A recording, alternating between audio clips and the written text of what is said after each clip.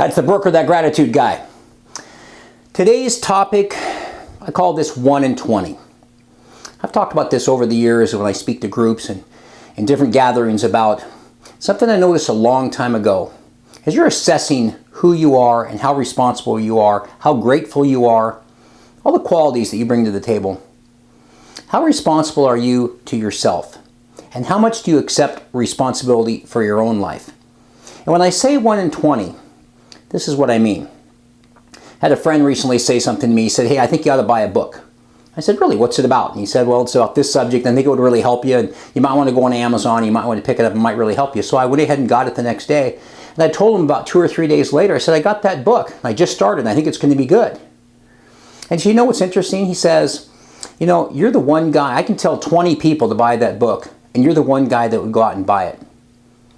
And I started thinking about, why is that when we want to take personal accountability, personal responsibility? There's many epidemics in our world this day. I think we've got epidemics with people being overweight, obesity, all these different things. But I think there's an epidemic with lack of responsibility and lack of accountability. So as I've gone about my daily life and paid attention to things, unfortunately I've noticed that 1 in 20 has happened to be kind of true. Sometimes it's 1 in 50.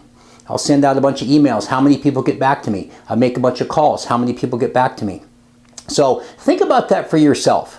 And the question I'd like to pose today, I think we all want to think we're the shining example of everything, but it's a question that I really like. Are you the 1 or are you the 19? Everybody wants to raise their hand. I'm the 1. Well, I hope you are. Because it seems to me more and more, there's 20 people that say they'll do something, and there's really only 1 that'll actually do it. And keep that in mind when you're thinking about gratitude. I've talked an awful lot about writing your gratitude journal every day. As I said, you can pick it up at thebrooker.com.